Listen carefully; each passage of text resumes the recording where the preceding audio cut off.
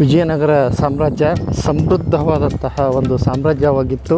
ಮುತ್ತು ರತ್ನಗಳನ್ನು ಬಳಗಳಲ್ಲಿ ಅಳೆದು ಮಾರಿದಂತಹ ಒಂದು ಸಾಮ್ರಾಜ್ಯ. ಕಲೆ, ಸಾಹಿತ್ಯ, ಸಂಸ್ಕೃತಿಗೆ ತನ್ನದೇ ಆದ ಒಂದು ಕೊಡುಗೆಯನ್ನು ನೀಡುತ್ತಾ ಪೋಷಿಸುತ್ತಾ ಬಂದಿತ್ತು. ಆ ಸಾಮ್ರಾಜ್ಯದ ಸಂಸ್ಕೃತಿಯ ಭಾಗವಾಗಿ, ಅದನ್ನು ನೆನಪಿಸುವ ಭಾಗವಾಗಿ ಹಂಪಿ ಉತ್ಸವ ಆಯೋಜಿಸಲಾಗಿದೆ. ಹಂಪಿ ಉತ್ಸವದಲ್ಲಿ ಸಿರಿಗೆರೆಯ ತರಳಬಾಳು ಜಗದ್ಗುರು ವಿದ್ಯಾಸಂಸ್ಥೆಯ ಆನಗೋಡಿನ ಶ್ರೀ ಮರುಳಸಿದ್ದೇಶ್ವರ ಪ್ರೌಢಶಾಲೆಯ ಕನ್ನಡ ಅಧ್ಯಾಪಕ ನಾಗರಾಜ ಸಿರಿಗೆರೆ ಅವರು ಕವನ ವಾಚನ ಮಾಡಿದರು. ಕವನ ಶೀರ್ಷಿಕೆ ನೀ ಪರಮ ದಯಾಳು. ಎಷ್ಟೆಂದರೂ ನೀನು ಪರಮ ದಯಾಳು. ಗಿಡಗಂಟೆಗಳ ಕೊರಳ ಸವರಿ, ಗುಡ್ಡ ಬೆಟ್ಟಗಳ ಅಗಿದು ನಿಂತ ನೆಲವನ್ನೇ ಛಿದ್ರ ಛಿದ್ರ ಮಾಡಿದ್ದೇವೆ. ಗಿಡಗಂಟೆಗಳ ಕೊರಳ ಸವರಿ, ಗುಡ್ಡ ಬೆಟ್ಟಗಳ ಅಗಿದು ನಿಂತ ನೆಲವನ್ನೇ ಛಿದ್ರ ಛಿದ್ರ ಮಾಡಿದ್ದೇವೆ.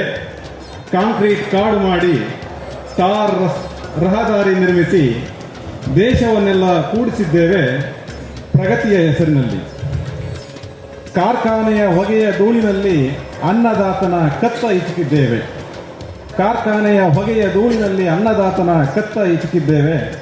ಸ್ವಾರ್ಥದ ಹೋಮದಲ್ಲಿ ತಲೆಮಾರಿನ ಸಂಪತ್ತನ್ನು ಪೂರ್ಣಾಹುತಿ ಕೊಟ್ಟಿದ್ದೇವೆ. ಸ್ವಾರ್ಥದ ಹೋಮದಲ್ಲಿ ತಲೆಮಾರಿನ ಸಂಪತ್ತನ್ನು ಪೂರ್ಣಾಹುತಿ ಕೊಟ್ಟಿದ್ದೇವೆ. ಆದರೂ ಜೀವ ಪೊರೆಯಲು ಗಾಳಿ ನೀರು ವನದಂಚಲಿ ತಂಬೆಲರು ಸಂಭ್ರಮಿಸಲು ಕೊನೆಯಿಲ್ಲದ ಆಕಾಶ, ಅಲ್ಲಿ ಚಂದ್ರ ತಾರೆಯರು ಮತ್ತೆ ಹಕ್ಕಿಗಳ ಕಲರವ, ಸಂಜೆ ಮುಂಜಾನೆಯಲ್ಲಿ ವರ್ಣದೋಕುಳಿ, ಈ ಎಲ್ಲ ನಿನ್ನ ಬಳುವಳಿ.